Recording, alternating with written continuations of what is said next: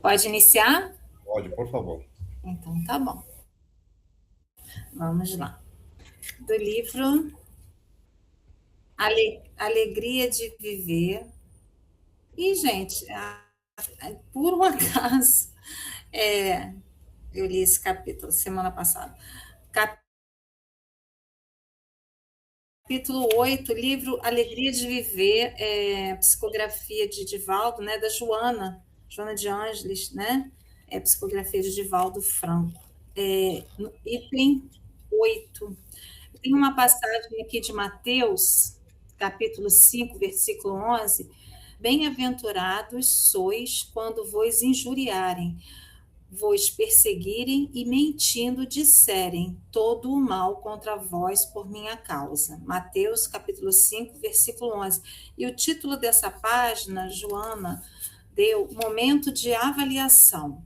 No encerramento de cada exercício, é inevitável a estruturação de um balanço em relação aos investimentos estabelecidos. Receita e despesa, confrontados, resultam no saldo que caracteriza o acerto ou a incapacidade do administrador. Ocorrências imprevisíveis, sucessos malogros, alta e queda de valores amoedados respondem pelo resultado da empresa ao fecharem-se as contas.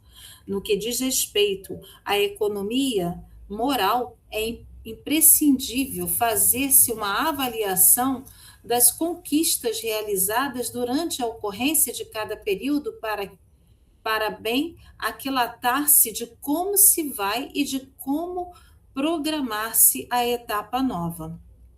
Os minutos sucedem-se, gerando as horas. Os dias passam, estabelecendo meses. Os anos se acumulam e as estruturas do tempo se alteram. Quem conhece Jesus é convidado a investir nos divinos cofres do amor, as moedas que a sabedoria lhe faculta em forma de maior iluminação pela renúncia, caridade, perdão e esperança. De tempos em tempos, impostergavelmente torna-se necessário um cortejo do que foi feito em relação ao programado para medir-se o comportamento durante o trânsito dos compromissos. Façamos hoje, no encerramento da experiência, uma avaliação balanço. Constatada a presença de equívocos, disponhamos-nos a corrigi-los, identificando os êxitos, preparemo-nos para multiplicá-los. Logrados os sucessos, aquilatemo-los em favor do bem geral. Detectados os malogros e sofrimentos, abençoemos a dor e a dificuldade que nos devem constituir impulso e estímulo para o prosseguimento. Tenhamos, no entanto, a coragem de uma avaliação honesta, sem desculpas, sem excessos de intransigência. Espíritos em processo lapidador, ainda que não ainda nos não libertamos da ganga que impede se reflita no íntimo o brilho do amor de Jesus. Não obstante, triturados pela bigorna e o buril dos testemunhos, deixemos-se manifeste a divina presença em forma consoladora e equilibrante. Uma avaliação sensata far-nos-á descobrir onde e por que nos equivocamos, como e para que nos poderemos reabilitar, avançando com segurança no rumo do objetivo final. Hora de balanço é hora séria, proponhamos-nos a pausa da reflexão com a coragem de nos despirmos perante a consciência como se a desencarnação nos houvesse surpreendido e nos não fosse possível omitir, escamotear ou fugir à responsabilidade que adquirimos perante a vida face à dádiva da reencarnação. Experiência que passa, enseja lição que permanece. E e, de aprendizado em aprendizado, o relógio da eternidade nos propiciará o crescimento no rumo de Deus e na aquisição da virtude da paz. E assim, Senhor, nós te agradecemos por mais essa noite, por mais esse momento, por mais esta reunião de sexta-feira, o qual nos reunimos nesse grupo de amigos, em que temos o mesmo objetivo de trazer os ensinamentos das obras de André Luiz, e agradecemos a oportunidade de aqui estarmos com saúde, com a nossa saúde física e mental. Rogamos, Senhor, por todos nós que aqui estamos, pelos companheiros que não poderão estar conosco nesta noite e por aqueles que ainda chegarão. Obrigada, Jesus, por mais esta oportunidade que vamos ter nesta noite de dilatar a nossa consciência acerca dos ensinos das obras de André Luiz. E fica conosco, Divino Mestre, por mais este ensinamento, por mais este estudo. Rogamos-te que possas envolver o Eduardo e a Eduarda, que sempre nos preparam o estudo da noite com tanto carinho, para nos elucidar melhor as lições do capítulo a ser dado. Obrigada, Senhor. Fica conosco, hoje e sempre. Que assim possa ser. Graças a Deus. Obrigado, Cris. Obrigado mesmo.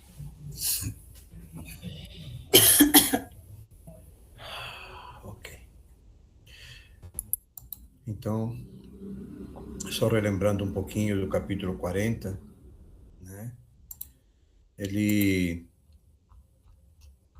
O 40, o nome dele era Rumo ao Campo, né? E é quando o André Luiz com Vicente e Aniceto, eles vão, né, saem da casa da Isabel, Dona Isabel, e começa a fazer o trabalho, né? E um dos companheiros que faz a primeira pergunta é: onde vocês vão, né? Nós vamos ao campo. E aí começa esse momento de André Luiz, de aprendizado do Vicente, onde ele começa, o Aniceto pede para levitar, e quando ele está levitando para ir até onde eles vão, né, fazer o trabalho, ele percebe que ele está se desenvolvendo muito mais essa questão de levitação. Ele percebe que a visão dele está mais aguzada, muito mais ampla, assim como a audição.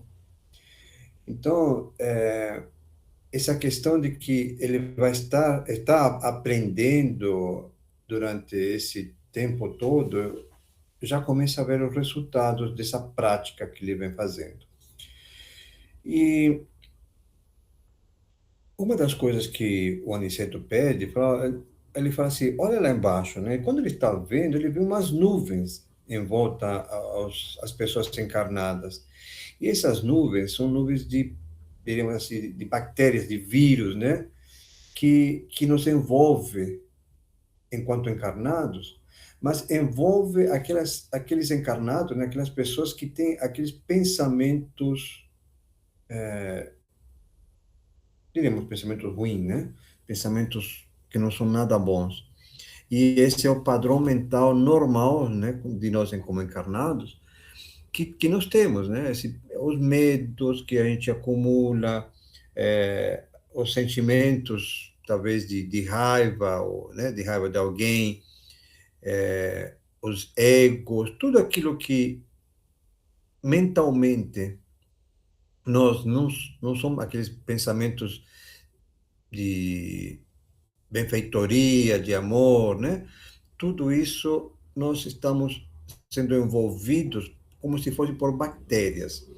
Então, qual que é a explicação que eles têm? Que não é só bactérias físicas, biológicas, aquelas que a gente consegue ver pelo microscópio que nos atingem ao lado físico, O lado físico, ele assim nos atinge, mas também tem o lado espiritual, que são aquelas bactérias que existem também na espiritualidade. Elas também têm uma evolução, existe uma evolução dentro da espiritualidade que atinge também essas bactérias que de uma maneira ou de outra, elas estar nos atingindo o lado espiritual. E uma das coisas que também, se vocês lembrarem, é que ele fala, né, o Aniceto, fala, todos precisamos saber emitir e saber receber. Ou seja, no final né, do capítulo, quando ele fala isso, todos nós temos que saber emitir pensamentos bons, pensamentos de amor, de compaixão, porque é isso que nós vamos estar recebendo. Agora, se a gente vai emitir aqueles pensamentos ruins, nós vamos estar recebendo isso daí. Então, precisamos saber emitir. Se a gente emite coisa boa, nós vamos estar recebendo coisa boa também. Agora, se a gente emite coisa ruim, pensamento, né, esse padrão mental que nos acompanha, né, por tantas situações que a gente vive dia a dia, nós vamos estar recebendo também coisas que não são muito boas. Então, basicamente é isso que, né, o capítulo 40 foi isso, a gente discutiu bastante, né, na semana passada, mas é isso que está como resumo. E a Eduarda hoje vai dar o capítulo 41.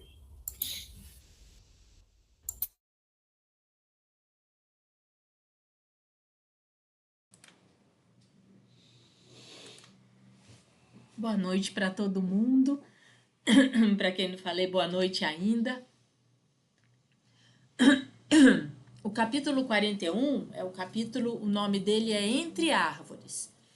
Então, esse capítulo, eles saíram da cidade grande, eles volitaram até o campo, né? O nome do capítulo anterior era o campo, rumo ao campo, né? Então, eles estão chegando nesse campo, né? Então, começando o capítulo, decorridos alguns minutos, atingíamos pequena propriedade rural, povoada de arvoredo acolhedor. Laranjeiras em flor perdiam-se de vista. Bananeiras estendiam-se em leque, enquanto o goiabal de longe semelhava-se a manchas fortes de verdura.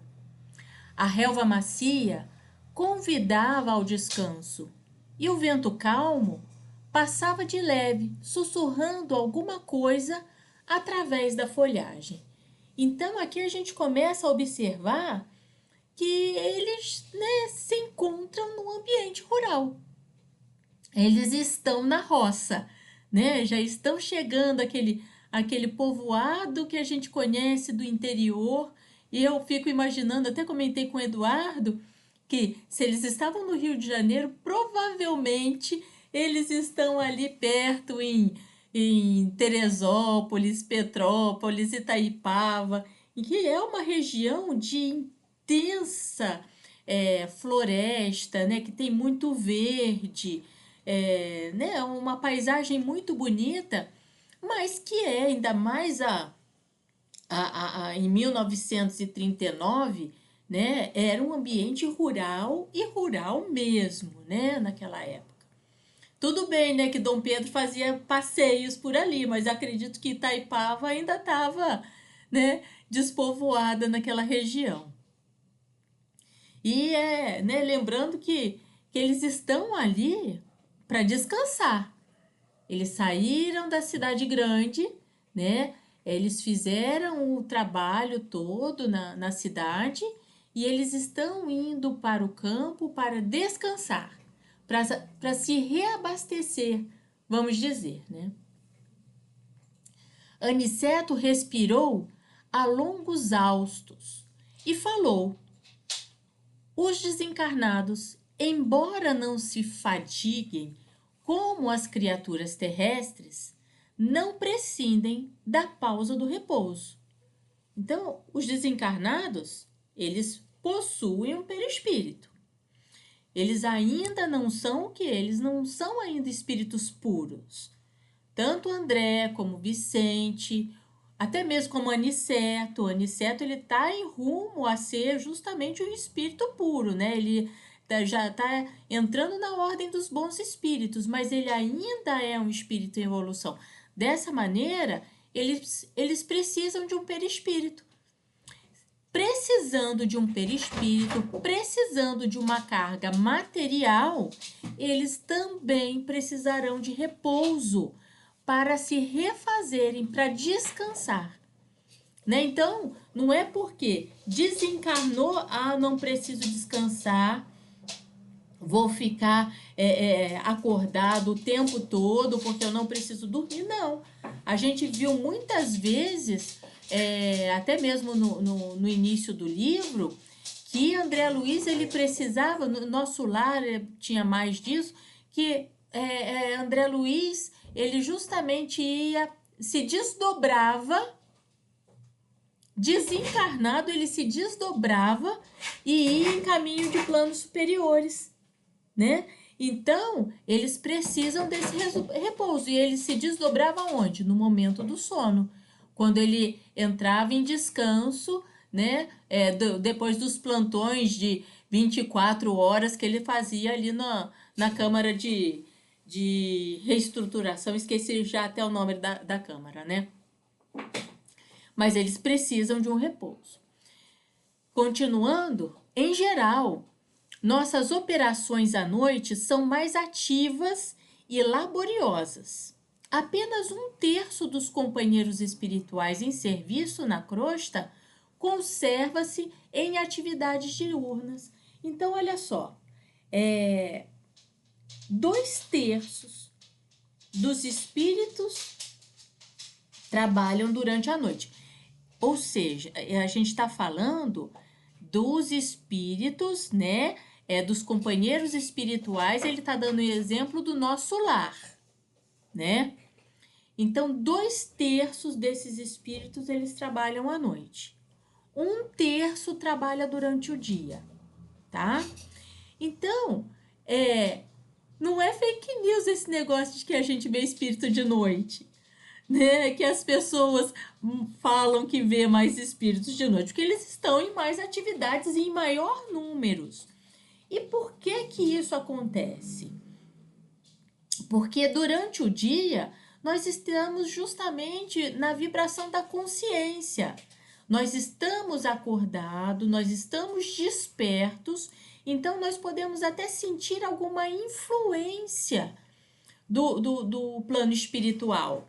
É lógico que nós não somos marionetes, nós temos livre-arbítrio, mas nós sofremos algumas influências. E durante a noite, o que acontece? É durante a noite que a gente tem justamente os desdobramentos, os contatos com o plano espiritual. Mas isso a gente vai falar daqui a pouquinho, mais um pouquinho, né? E notando-nos a curiosidade justa, sentenciou. Aliás, isso é razoável. O dia terrestre pertence com mais propriedade ao serviço do espírito encarnado. Olha, já está continuando, né? O homem deve aprender a agir, testemunhando compreensão das leis divinas, pelo menos durante certo número de horas. Deve estar mais só com as experiências que lhe dizem respeito. Então, durante o dia, é o momento da consciência. Durante o dia, é o momento da gente testemunhar o nosso aprendizado. É o momento que nós estamos em atividade. Então, é o momento em que a gente vai fazer o quê? Vai exercer as leis divinas. Porque durante o sono é muito fácil ser santo, né? É muito fácil dormir à noite e não vai fazer nada daquilo que a gente precisa. Então, durante o dia, o momento da consciência, é nesse momento em que a gente vai fazer o quê? Em que a gente vai exercitar, tá? Os nossos os nossos dons, as nossas missões.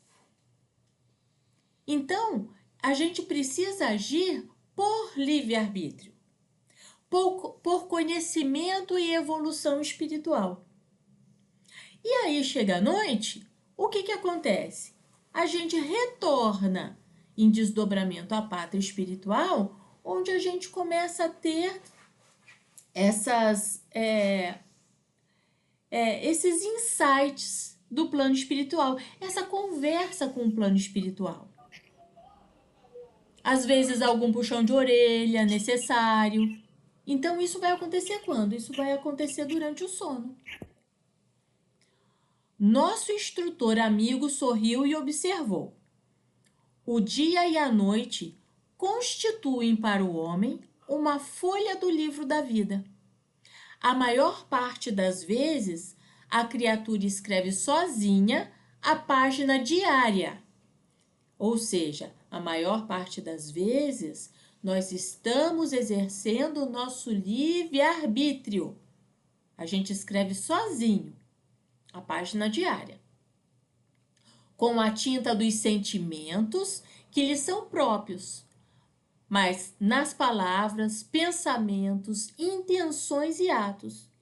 E no verso, isso é, na reflexão noturna, ajudamo-la a retificar as lições e acertar as experiências, quando o Senhor nos permite. Então, à noite é justamente onde tem esse encontro com o plano espiritual, onde vai ser necessário fazer os ajustes necessários.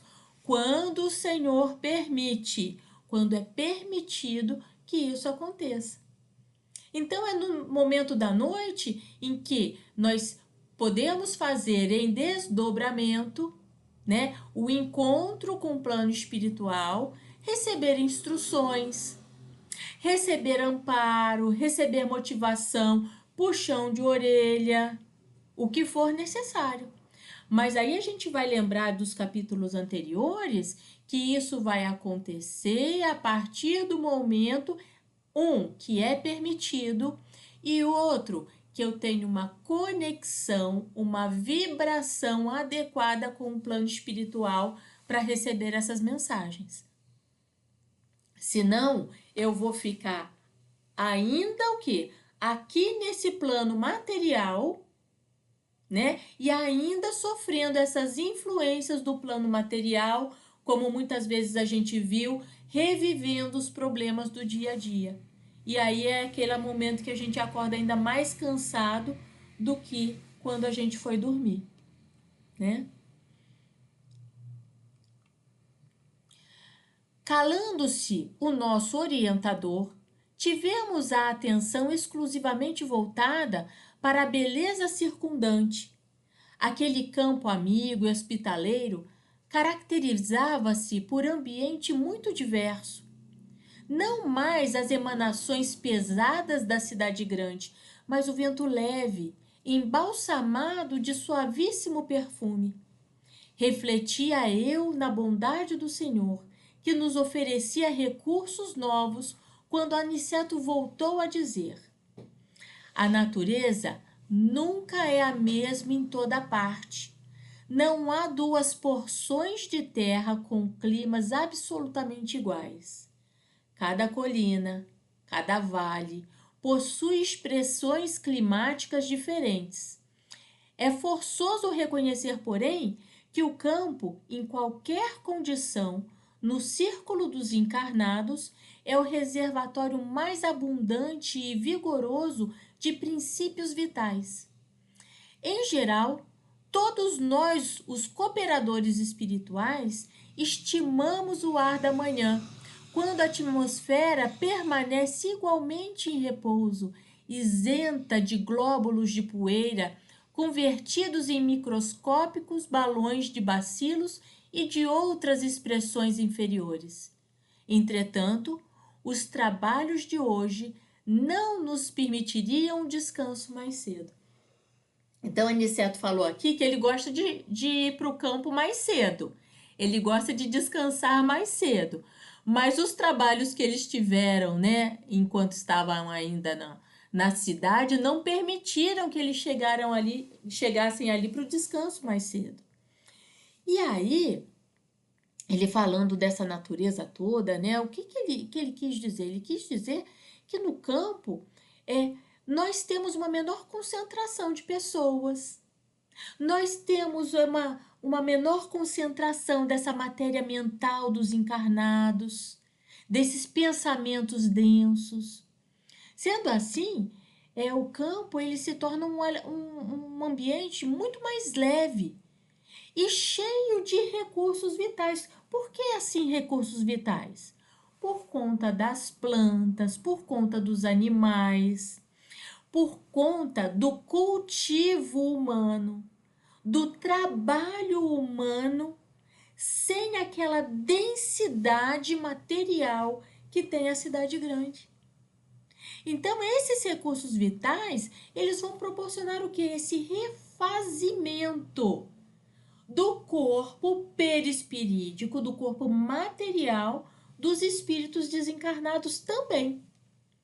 E eles preferem o início da manhã, por quê? Porque as emanações de vibrações, elas estão muito mais suaves. Os encarnados, eles ainda estão o quê? Dormindo, eles estão acordando. A natureza, ela ainda está acordando. A gente ainda tem aquela calma do amanhecer. Então, isso traz um refazimento muito grande para eles. Isso, assim, tanto amanhecer como entardecer. E me faz lembrar muito aquele filme Cidade dos Anjos, né?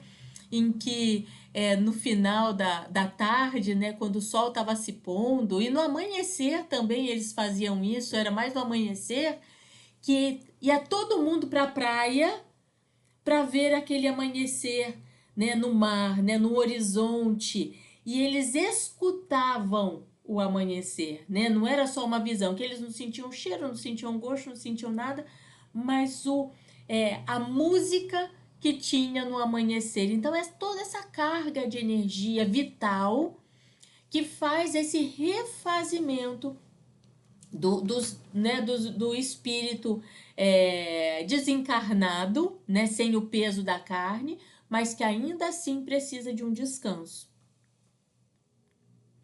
Apoiamo-nos no veludoso relvado e, percebendo-nos a sede de saber, Aniceto prosseguiu. Assim me explico porque na floresta temos uma densidade forte pela pobreza das emanações em vista da impermeabilidade ao vento. Aí, o ar costuma converter-se em elemento asfixiante pelo excesso de emissões dos reinos inferiores da natureza. Na cidade, a atmosfera ela é compacta e o ar também sufoca pela densidade mental das mais baixas aglomerações humanas. No campo, desse modo, temos o centro ideal, nem a floresta densa, fechada, e nem a densidade pesada e sufocante da cidade. Então, nessa parte, quando ele fala, né, o ar costuma converter-se em elemento asfixiante pelo excesso de emissões dos reinos inferiores da natureza. Ele não está querendo dizer que apenas ao gás carbônico liberado pelas plantas, a decomposição de matéria orgânica, ou a umidade da floresta, né? Ele está falando principalmente das emanações fluídicas associadas a quem? Aos reinos mineral, vegetal e animal. Então, na literatura espírita, né, o André Luiz, ele fala muito de uma forma de vida, produz uma espécie de atmosfera vibratória. O homem, ele produz pensamentos e as emoções, os animais produzem instintos e impulsos, os vegetais, eles produzem emanações vitais ligadas aos processos biológicos. Até a matéria possui determinado fluido de associação nessa organização. Então, quando ele fala disso, dessas emanações dessa atmosfera vibratória, ele não está falando que a floresta ela seja impura ou densa ou vibração ruim, mas aos reinos inferiores da natureza, aqueles reinos que são anteriores ao reino hominal, que é o que nós estamos. Então, aqueles reinos mineral, vegetal, animal, né? E aí o reino hominal. Então, eles são mais pesados, eles são mais primitivos, eles são inferiores nesse momento, tá? Mas não quer dizer que sejam ruins, mas eles têm uma vibração diferente. Né? Então, o mais interessante é que ele faz uma comparação, né? Na floresta, o excesso seria das emanações dos reinos da natureza. Na cidade, o excesso seria das emanações mentais humanas. Então, pela densidade, como falo, pela densidade mental das mais baixas aglomerações humanas, como ele deixou aqui escrito, né? E André, ele parece considerar que uma multidão de pessoas, o que ela vai cultivar, né, quando está dentro da cidade, né? É medo, revolta, violência, vícios, egoísmo. E pode tornar essa atmosfera espiritual ainda mais pesada do que a própria floresta pela emanação primitiva de evolução na escala evolutiva, né? E aí o campo, desse modo, o que ele serve, né? Ele é o meio termo. É o meio termo entre essas duas densidades. É uma espécie de equilíbrio. Ainda é uma leitura muito bonita desse trecho, né? Que André Luiz, ele não afirma que a floresta ela é ruim. Em momento nenhum ele está falando isso. Ele apenas diz o quê? Que ela possui uma vibração diferente, tá? Ela é diferente da emanação dessa expansão da cidade, né? E o campo, ele faz esse meio termo. E aí, então, né, continuando, né, indicando o prazeroso, as frondes balouçantes, acentuou. Reina aqui a paz relativa e equilibrada da natureza terrestre. Nem a selvageria da mata virgem, nem a sufocação dos fluidos humanos. O campo é nosso generoso caminho central, a harmonia possível, o repouso desejável. Embalados ao pio de algumas juritis solitárias, repousamos algumas horas, magnificamente asilados no templo da natureza. Com as primeiras tonalidades do crepúsculo, Aniceto nos convidou a passeio rápido pelas imediações. Reconhecia que estávamos muito mais bem dispostos. Somente depois de nos locomovermos por alguns minutos, observei que nas vizinhanças havia grande quantidade de trabalhadores espirituais. Em face à minha interrogação, nosso mentor explicou bondosamente. O campo é também vasta oficina para os serviços de nossa colaboração ativa. E apontando os servidores que iam e vinham, considerou: o reino vegetal possui cooperadores numerosos. Vocês, possivelmente, ignoram que muitos irmãos se preparam para o mérito da nova encarnação no mundo, prestando serviço aos reinos inferiores. O trabalho com o Senhor é uma escola viva em toda parte. Gente, essa parte é muito interessante. Esse parágrafo ele é muito interessante. Porque o que a gente vai perceber, né? Que segundo a lógica evolutiva, né, que André Luiz apresenta para a gente, nem todos os espíritos que desejam encarnar, eles estão imediatamente prontos para encarnar. O serviço prestado junto a esse reino vegetal, mineral, animal, né, esse reino mais primitivo, ele funcionaria como uma espécie de estágio educativo, vamos dizer assim. A ideia não é que esses espíritos eles sejam inferiores, como eu já disse, mas que estejam trabalhando em esferas da criação que são consideradas anteriormente o estágio hominal, como a gente já disse.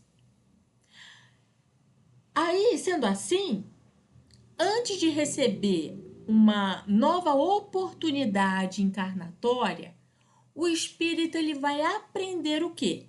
Disciplina, responsabilidade, cooperação, respeito às leis divinas, serviço desinteressado.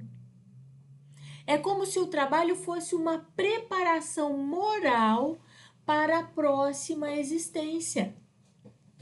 Então, é como se a gente fosse aqui fazer o quê? Educar esses espíritos para poderem reencarnar e fazerem uma reencarnação proveitosa, vamos dizer assim, né? E como ele diz, né, na frase ali, né? O trabalho com o Senhor é uma escola viva em toda parte. Então, essa frase, ela vai fazer o quê? Ela vai resumir esse ensinamento. Para André, não existe aprendizado apenas em templos, nos centros espíritas, nas salas de aulas, nos locais de estudo. Toda a criação, ela é uma escola. Em toda parte a gente tem um aprendizado. O espírito ele aprende cuidando de plantas, auxiliando animais, servindo outros espíritos, trabalhando em colônias espirituais, vivendo encarnados, como a gente viu essa trajetória de André Luiz, desde nosso lar até chegar ali na crosta terrestre, por onde ele foi passando. Então, em todo local, ele teve o quê? Ele teve um aprendizado. Todo lugar que ele passou, ele tirou um aprendizado. Nenhum lugar foi em vão. Até no Graal, no trajeto entre aquele posto de socorro e a terra, que ele pegou aquele ônibusinho flutuante, até no Graal que ele ficou ali parado, ele teve um aprendizado. Toda a criação ela é uma escola. O trabalho ele deixa de ser apenas uma obrigação e passa a ser o quê? Um instrumento de crescimento espiritual. Aquela velha máxima, o trabalho dignifica o homem. E não precisa ser trabalho laboral de ganhar dinheiro, não. É aquele trabalho que vai fazer o quê? Vai lapidar a nossa moral, o nosso espírito. E aí, mais uma coisa interessante que nesse parágrafo foi que André Luiz, o quê? Ele não fala em punição. Ele não diz assim, o espírito é mandado para o reino vegetal porque errou. Ele não vai falar isso. Ele vai falar o quê? Se preparam para o mérito de uma nova encarnação. Olha, se preparam para o mérito de uma nova encarnação. Ou seja, né, o serviço ele vai aparecer como um privilégio educativo, não como um castigo. Ele está ali como um privilegiado, aqueles espíritos estão ali. Eles não estão sendo punidos, eles não estão sendo castigados. Olha só quanta singeleza, quanta leveza nessas situações, né? Nessas palavras de André Luiz. Na pedagogia espiritual de André, né?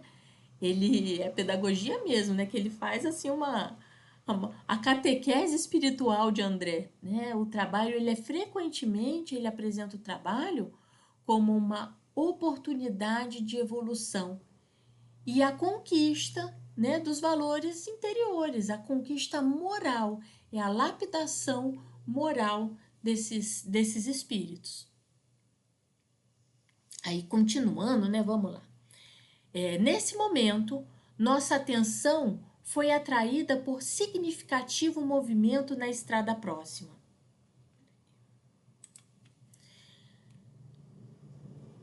Dirigimos-nos para lá, seguindo os passos de Aniceto, que parecia adivinhar o acontecimento.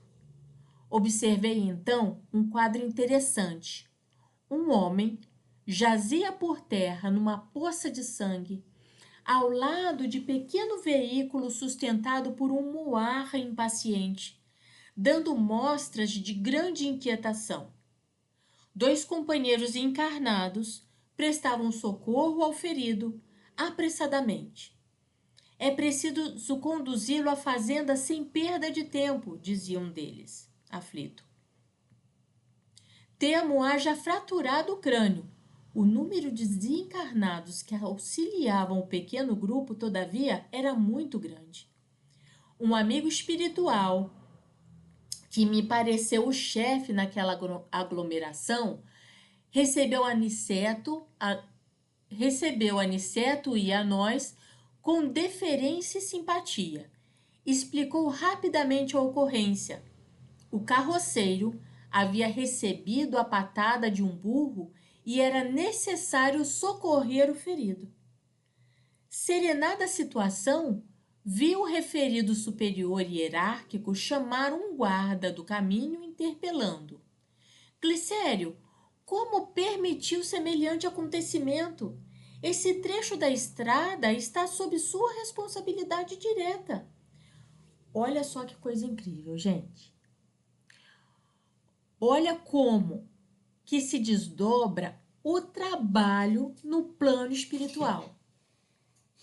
Naquela estradinha, na roça, no fim do mundo, existiam o quê? Espíritos que se revezavam para ficar vigiando a estrada. Assim como temos esses espíritos que ficam na cidade. É lógico que eles não podem interferir nas leis kármicas, nas leis divinas, no livre-arbítrio, né, das pessoas, mas eles estão ali no caminho para fazer o quê? Para ajudar. E mais uma vez a gente percebe que nós nunca estamos sozinhos. A qualquer lugar, seja nas ruas da cidade, seja nas estradas, seja no campo, nós sempre vamos ter o quê? Pessoas, quer dizer, espíritos que vão estar olhando por nós nesses caminhos.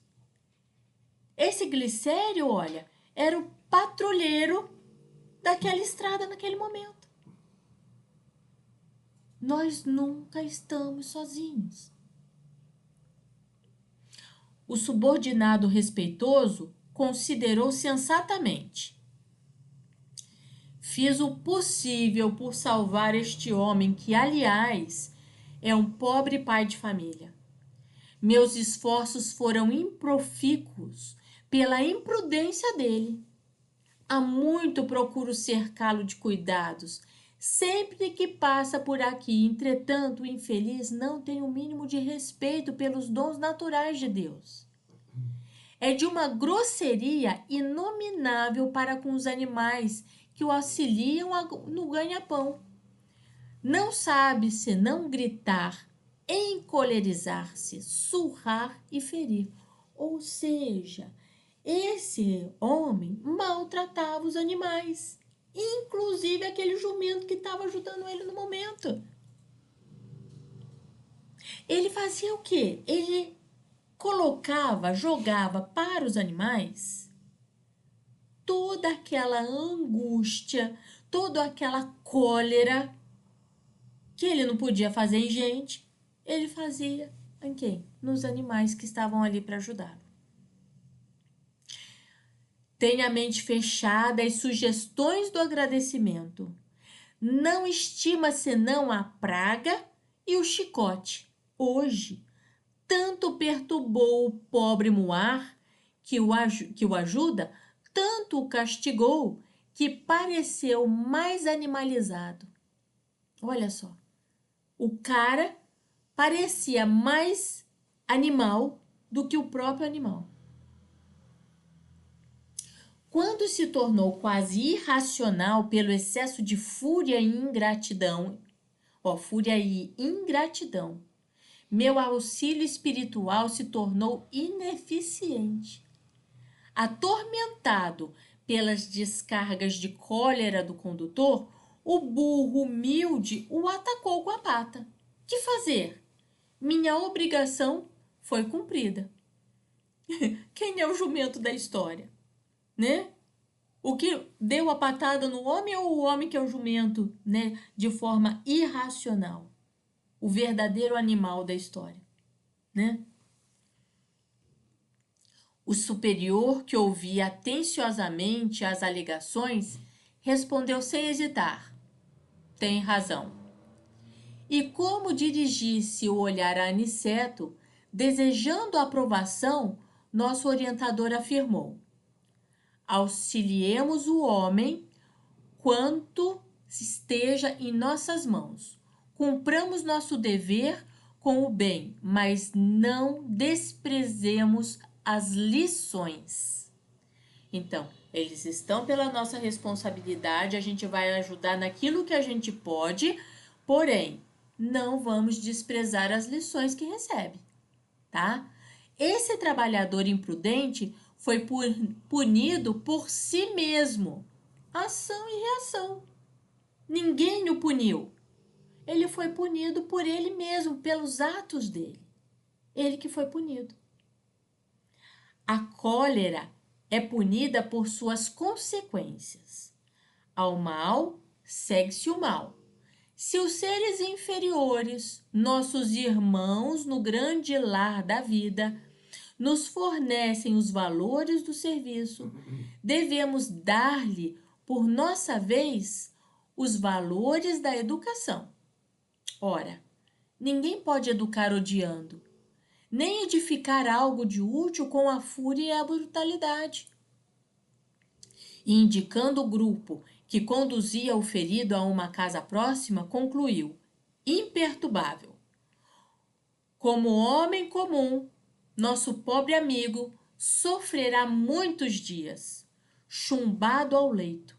Entre as aflições dos familiares, demorar-se-á um tanto a restabelecer o equilíbrio orgânico, mas, como espírito eterno, recebeu agora uma lição útil e necessária. Qual foi a lição? Para ele controlar a sua fúria. Para ele fazer o quê? Educar o seu temperamento. Educar o seu estado emocional. Onde vemos isso acontecer, gente, com tanta frequência na nossa vida? Principalmente, sem sombra de dúvidas, no trânsito, né? Todo mundo grita, todo mundo buzina, né? Xinga o outro que parou de repente na frente. A gente não tem essa paciência,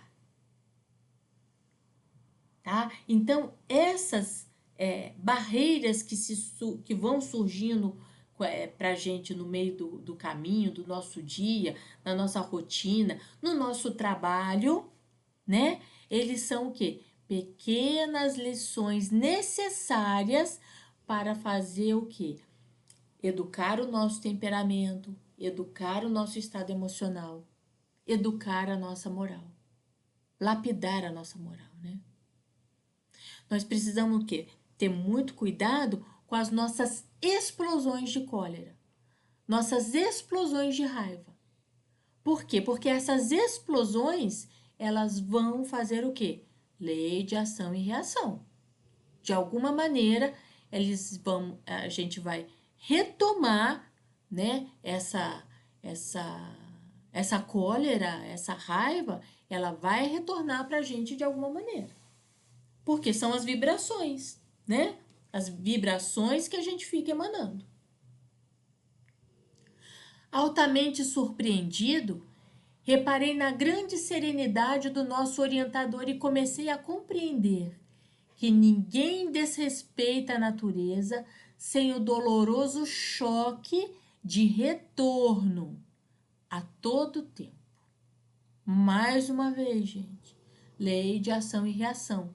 Choque de retorno é a lei de ação e reação. Isso também serve para quê? Para o nosso corpo. Se a gente desrespeita o nosso corpo, a gente vai sofrer essa reação. Com uma baixa de imunidade, a queda da saúde, uma formação de uma placa de ateroma, né? Uma hipertensão. Se a gente desrespeita a natureza, tem reação. O que está acontecendo aqui? Uma crise climática, né? Fruto do nosso desrespeito à natureza. Não tem jeito. É a lei. E aqui então a gente termina o nosso capítulo 41 dos mensageiros. Quanto tempo falta, né? 2 minutos. Tá. Então a gente cai e volta de novo.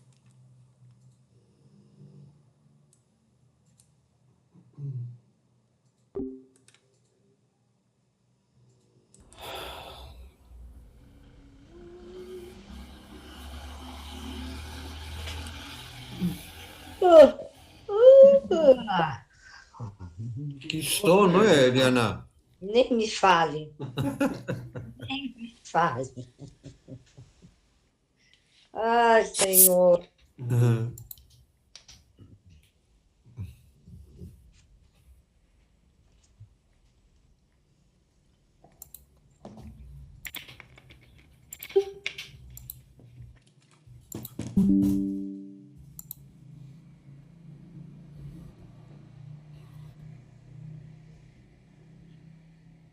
Se tivesse o som também, tá? E todo mundo se tivesse possível maior parte. Eu estou morrendo de sono, mas eu ouvi tudo. Que é, Marcelo?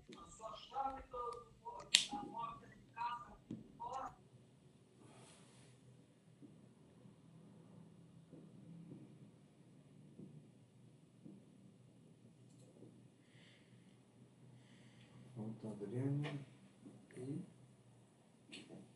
A Adriana entrou? Falta a Adriana, quem mais? Aquele chegou, né? Tá aí.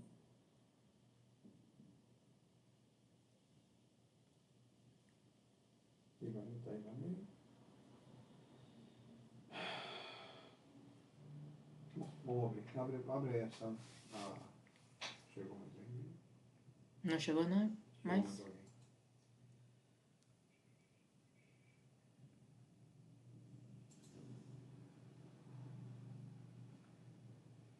Quem chegou? Não chegou?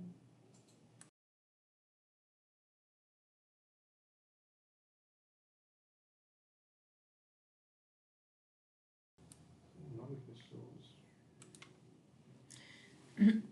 Gente, então agora, né, está aberto o microfone para as colaborações.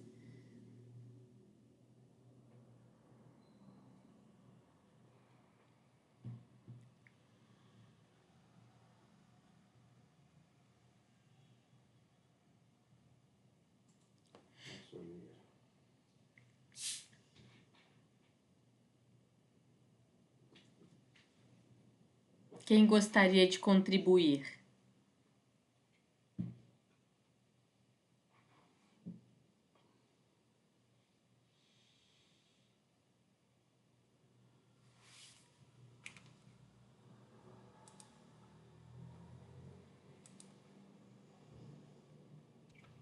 Eduardo, é Pode falar. só uma observação, né? Interessante. Eu não tinha dado conta que ainda que existe um maior trabalho, né, dos espíritos à noite. À Olha que noite. interessante. Eu não tinha essa noção que à noite e durante o dia. Achei interessante isso, muito interessante. E gostei muito de saber dessa história aí do que maltratou tanto o animal que tomou a patada. Pois foi, pois foi. Pois é, a lei da reação, né? É, Ação e reação, tá certo, até lá. É é só isso isso. mesmo. Obrigada, Eliana. Imagina, não é?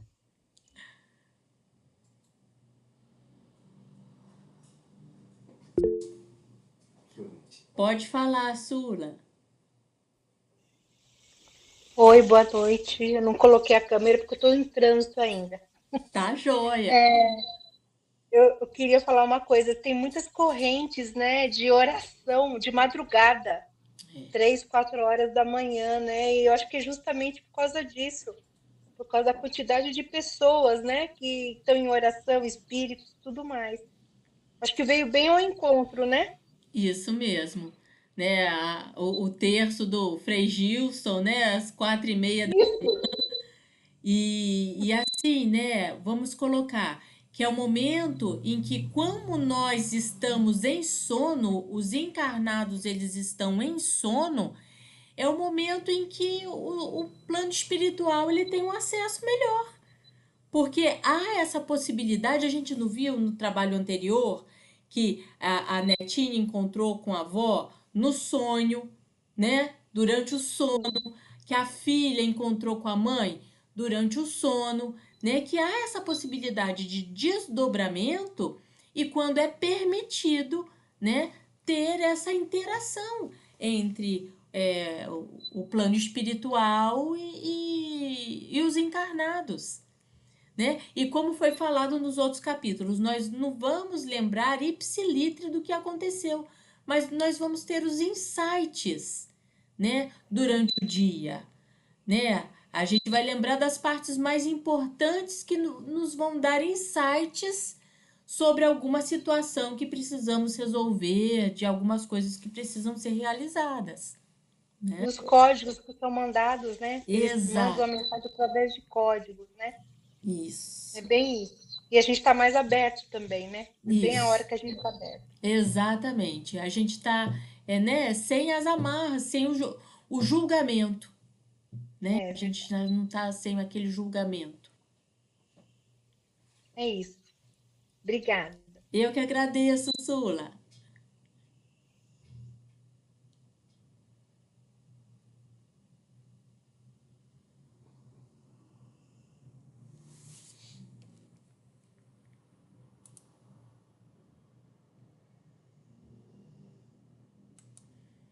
Alguém mais quer colaborar?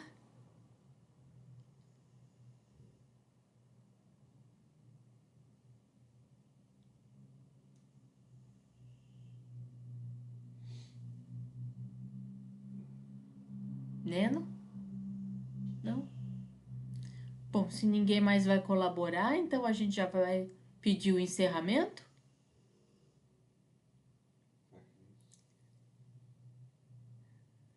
Ô, Cris, o Eduardo falou aqui, a Cris.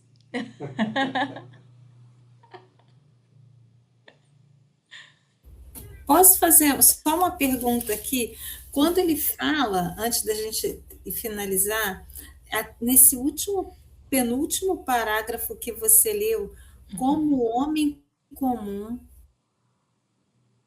nosso pobre amigo sofrerá muitos dias chumbado ao leito, entre aflições dos familiares, demorar-se-á um tanto a restabelecer o equilíbrio orgânico, mas como espírito eterno, recebeu agora uma lição útil e necessária. Eu não entendi muito bem esse Esse parágrafo. parágrafo. É. Então, olha só. Como um homem comum, né? Quando André Luiz chegou com o Aniceto e Vicente ali, ele falou, né? Tinha um homem deitado numa poça de sangue. Ah, tá. Ele está falando daquele senhor. Isso, daquele senhor, né? Então, ele foi resgatado, né? Ele foi, né? Os encarnados que estavam ali juntos socorreram, levaram para casa que estava ali próxima, que provavelmente era do chefe da fazenda, do dono da fazenda e tudo mais. Mas né? Pelo que aconteceu, ele vai demorar em uma recuperação. Um chegou e falou, teve uma fratura craniana ali. Eu acho que foi uma fratura de crânio, né? Então, ele vai ter que se recuperar fisicamente, a carne, e vai dar trabalho para a família, né? Vai demorar para ter esse equilíbrio orgânico, né? Porém, o que é essa recuperação para o espírito eterno? Aquele espírito, né, que vai do átomo ao arcanjo, essa existência foi uma página, foi um dia da existência dele. Então, para esse espírito eterno, ele recebeu uma lição necessária. Ele recebeu uma lição de lapidação moral, né? De que adianta a gente ficar nessa fúria, né? É lei de ação e reação. A ira com que ele tratou, né, o jumento, né, voltou para ele, né, com um coice, né? Essa patada ali é o que a gente chama de coice, né? E ele precisando, né, Eduarda, dobrar a ira e o orgulho dele, E o né? orgulho. Então, ele vai passar um bom tempo, o quê? Aflição dos familiares. Mas quem que vai estar cuidando deles? Ele vai estar sendo cuidado. Ele vai estar como um inválido, dependendo da ajuda dos outros, né? Então, justamente, se dobrar, ser humilde, tirar esse orgulho, essa ira. E é interessante que a espiritualidade aproveita tudo, né? A lição é para ele, mas os familiares têm a oportunidade do crescimento também através desse Exato. familiar, né? Desse familiar, como é que eu não sei se a palavra seria Cuidador. colérico, né? Desse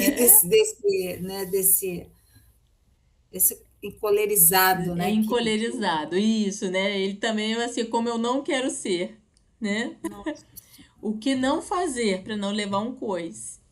o que não fazer? Que tristeza.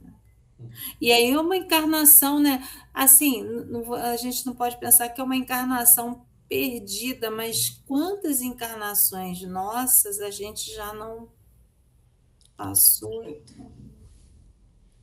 Exato. A gente está aqui agora, mas a gente, olha, a gente já passou pelo umbral trevoso, a gente já passou pelos reinos inferiores, né? A gente está indo do átomo ao arcanjo, né? A gente passou por tudo isso, a gente está aqui agora, né? É uma página no livro da nossa existência eterna, né? O que pra gente assim demora tanto, gera aquela ansiedade, né? A expectativa de algumas coisas que estão por vir. E o que é isso dentro da eternidade? Então, essas existências pra gente, elas são isso, sabe? É o aprendizado da paciência, da tolerância, da empatia, de olhar o outro com olhos diferentes, né? Às vezes a gente, né, determinadas atitudes de outras pessoas e a gente começa a julgar, a taxar e a gente fala assim, mas por que isso aconteceu? Então, essa tolerância, né,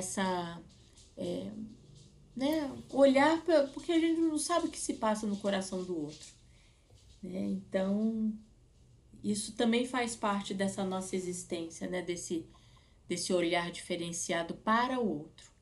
E a gente aprende com o outro, né?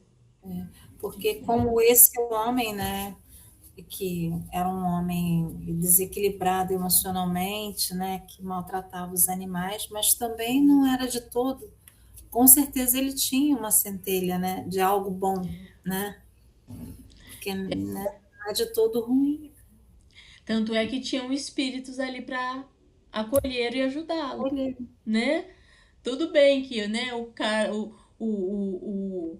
é, o policial da via naquele momento chegou e falou assim: eu cansei, eu fiz tudo que eu pude, mas o cara é cabeça dura, não escuta, ele é fechado, ele não, né?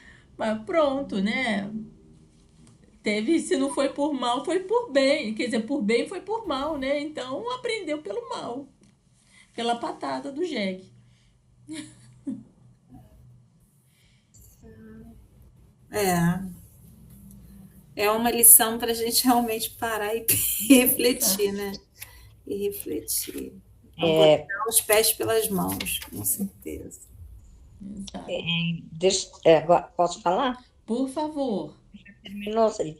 Então, e é interessante a gente ver que é tudo entrelaçado, porque ele está aqui sofrendo, vai sofrer muito pelas atitudes, mas e os familiares aflitos que estão em volta e que vão ter que ficar cuidando dele nesse momento que ele de evolução, tudo dele, sei lá. Então, se os familiares estão tendo que passar por isso, é porque também tem alguma coisa a cumprirem, né? De algo que fizeram, não é? E assim, o Eliano, o que que acontece? A gente não tá numa família por acaso, É, né? A gente tá numa família porque a gente precisa aprender junto, né? Todo exato. mundo tem que aprender junto, né? Então, será que a gente já estava, né, fazendo fanfic da vida, né, do homem, mas como será que é a vida naquela família, né? Tudo bem, ele é um pai, como foi falado lá no início, né? É um pobre homem, pai de família. Então, era uma pessoa que necessitava de ajuda. E a família o amava também. Pode ser que sim, pode ser que ele fosse também grosseiro, raivoso com a família. E a família agora se sentisse enraivecida por ter que cuidar dele, um inválido. Vai saber o que vai acontecer, o que aconteceu depois. A gente já está filosofando. Porém, é uma lição para todo mundo. É, Uma lição de evolução, de aprendizado, de cultivo de paciência, de cultivo de temperança, de controle de fúria, de controle de estado emocional de um grupo inteiro. Por quê? Porque a saúde, ela desestabiliza a família, né? A falta de saúde, ela desestabiliza. Por quê? Porque a gente começa a fazer essa vibração da possibilidade de perda, de não conseguir entender, às vezes, algumas alterações de saúde daquela pessoa, né? E como que vai fazer? Então, é uma educação e é uma lição para todos, para todos. A família passa por essa existência junto. É um aprendizado coletivo dentro da família. uhum, é. Então, assim, por analogia, a gente pode deduzir que essas pessoas que, com idade já, né, que Uhum. tem aquelas mortes que a gente fala morte bonita, né, que morre dormindo, Uhum. não por nada, tal, não teve até aquele dia nenhum problema maior de ter que, né, de evolução. Então, o que significa nesse caso? Que a pessoa já passou por essa existência E Uhum. já cumpriu a sua evolução? A evolução não, que a evolução vai ser uma estrada Não, grande ainda daqui para frente. Mas não, a o que ela evolução desse precisava fazer evolução. nessa existência, Nessa encarnação. ela, né, fez né, o trajeto de vida dela. É, evolução Uma que forma, digo, uma forma bonita mesmo, né? Ela foi no sono, dormindo sem sofrimento, sem acidentes, sem violência, né? Ela foi acolhida pelo plano espiritual. Eu penso dessa maneira, né? É assim que eu Uhum, penso nesse desligar, é, né? Cumpriram, né? Eu me lembro quando meu pai estava adoecido, né? Adoeceu, que ele chegou para mim e falou assim: minha filha, eu tive uma vida plena, né? Eu cresci, tive a minha família, meu pai, minha mãe, meus irmãos, conheci sua mãe, me casei com sua mãe, tive vocês, todos os meus filhos, vi meus filhos crescerem, vi os meus netos nascerem. Para mim seria muito pior se um de vocês fossem antes de mim. Eu que bonito. tive uma vida plena. Exato, né? Teve essa lapidação de uma doença que faz a família amadurecer, né? Que faz a família se unir, que foi um momento de união de família. Uhum. Então, Não, e a consciência dele, né? A consciência exatamente, do exatamente. espírito Ele, dele, ele, né? ele teve, né? Ele realmente, ele falou, né? Eu tive uma vida plena, né? Eu fiz o que eu precisava fazer, né? Eu cumpri a minha missão aqui. E como o Frutuoso fala, né? As doenças de câncer, né? Elas servem justamente para queimar aqueles miasmas que ainda ficam ali no perispírito e se materializam como um expurgo, como uma forma de purificação do espírito, vamos dizer assim. E eu acredito que tenha sido justamente isso, porque enquanto estava encarnado, ele foi um pai maravilhoso, um pai, né? Um pai assim maravilhoso. E agora continua, né, tendo, né, a obrigação de ficar olhando por nós aqui.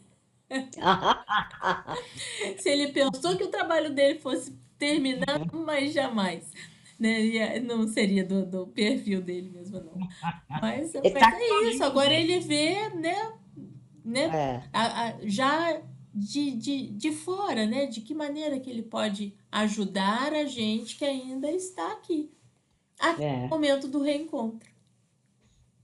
exatamente. Obrigada. Que isso.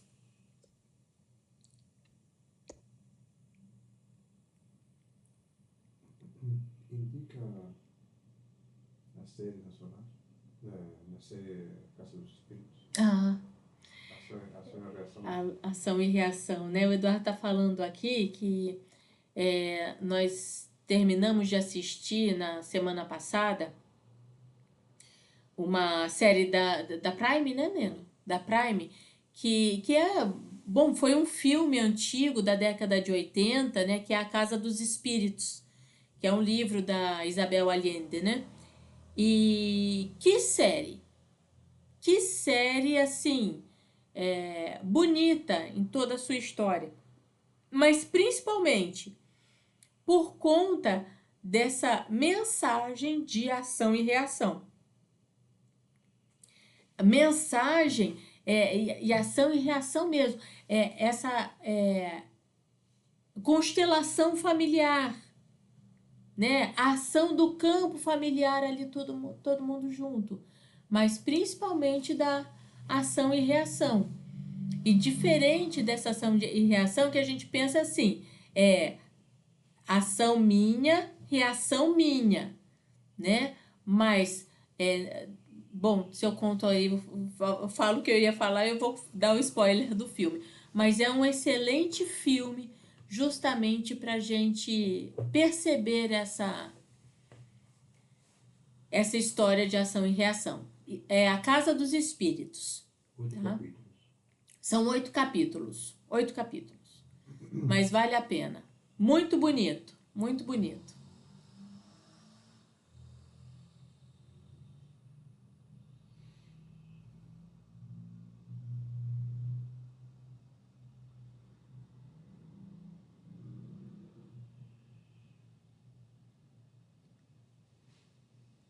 Posso falar?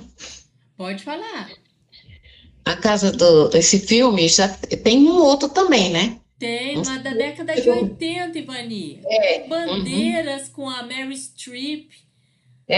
eu já tinha assistido esse daí. É, Esse novo eu não assisti. é uma série, porque o filme só dura, eu acho que chega a 2 horas e pouquinho. Eu acho que nem Uhum. isso.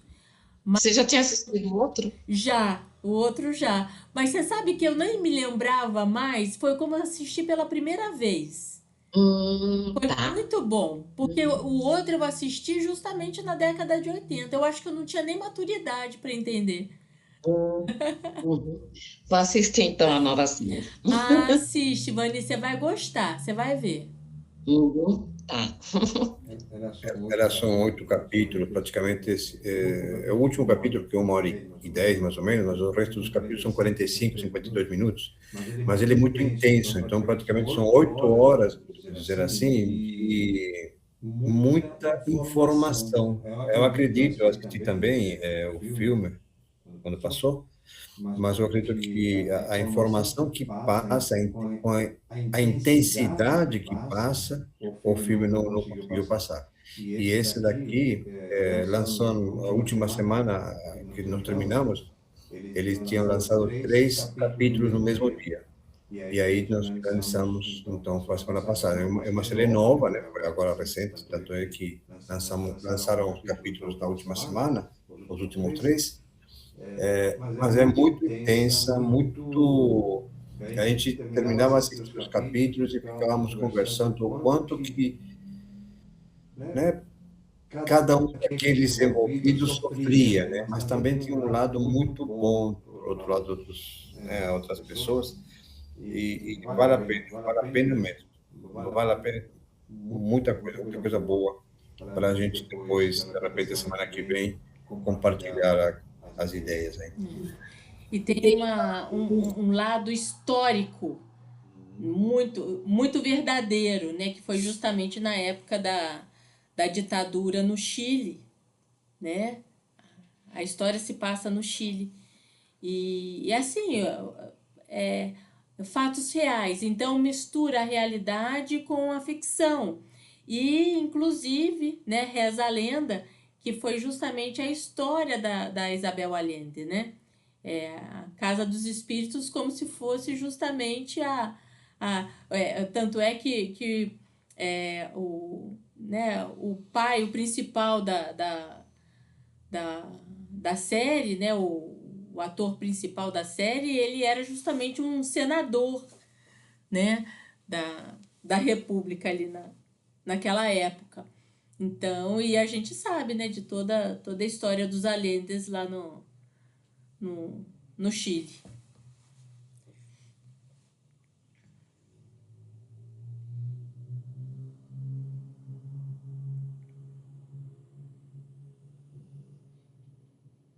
Mais alguém?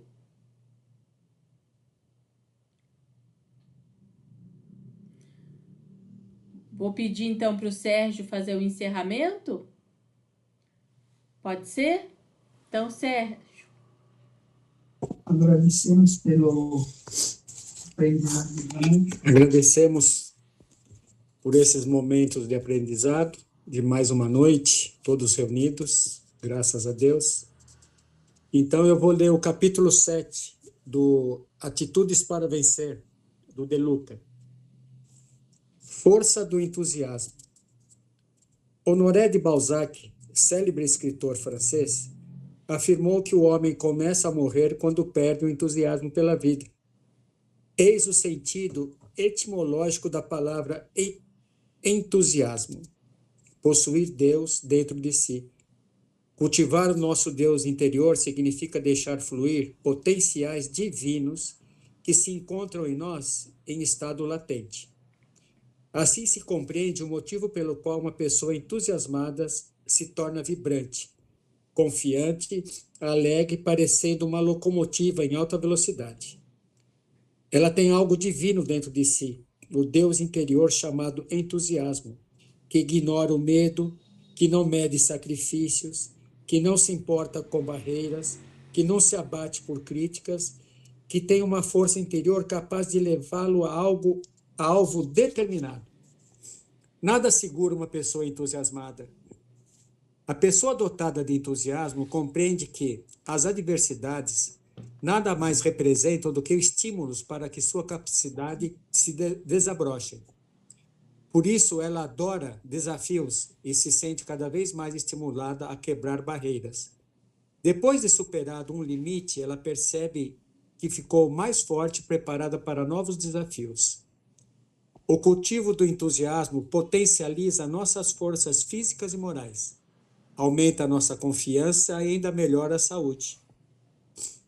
Quem perde o entusiasmo perde também a conexão com as fontes divinas, de onde emanam a inspiração, a criatividade e a força para superar os desafios da existência. A pessoa que perde o entusiasmo está preparando a própria derrota, envelhecendo mais rapidamente, fomentando graves doenças e cavando a própria sepultura, como se a vida estivesse deixando. Razão pela qual as forças vitais vão minguando. Depois vem a debilidade física, emocional e espiritual. Confesso que consigo até perceber quando uma pessoa se prepara para morrer pela ausência de sinal de entusiasmo. Assim como você mede o ritmo do coração pelo eletrocardiograma, pode medir o ritmo da vida pelo eletroentusiasmograma. Se o aparelho não registrar nenhum sinal, procure mais depressa possível receber uma descarga elétrica de entusiasmo para ressuscitar a vida, que está prestes a abandoná-lo. O entusiasmo brota quando temos um objetivo a seguir, quando percebemos que a nossa vida tem um sentido. Quando perdemos o sentido da vida, a vida também perde o sentido para nós. Com humor e sabedoria, o espírito Cornélio Pires escreveu: quem quer sempre vida mansa, eis o aviso que interessa. Para aquele que descansa, a morte vem mais depressa. Por isso, muitos desencarnam depois que se aposentam. Muitos se deprimem após o falecimento de algum familiar querido. Para o Espiritismo, a nossa passagem pela Terra tem dois objetivos: propiciar-nos experiências evolutivas, pôr-nos em condições de cumprir nossa parte na obra da criação. Eu me entusiasmo pela vida quando descubro que Deus me colocou entre irmãos para que, a partir de minhas aptidões, eu possa contribuir para a construção de um mundo onde a paz, o amor e a justiça reinem definitivo. Lembro-me de Chico Xavier, que mesmo com a saúde debilitada, continuava a produzir na mediunidade, afirmando que gostaria de morrer trabalhando. Ajudar o próximo era sentido de sua vida. Por isso, viveu até os 92 anos de idade, para a total surpresa do médico. E você? Qual é a parte que lhe cabe na obra da criação? Quando temos uma resposta e estamos desempenhando o papel de co-criadores do reino de Deus, temos entusiasmo suficiente para vencer qualquer barreira. Agora, não se esqueça de que o entusiasmo se destina aos tempos difíceis. Não adianta apenas cultivá-lo quando tudo vai bem. Experimente-o agora, quando tudo lhe parece impossível. Um elixir milagroso, mas que só produz resultados se você experimentá-lo. De Luca. Uma boa noite para todos. Um ótimo bazar amanhã. E um bom final de semana. Fiquem com Deus. Boa noite a todos. Boa noite a todos. Boa noite. Boa noite. Final de semana. Boa noite a todos. Boa noite. Tchau, até amanhã. Para quem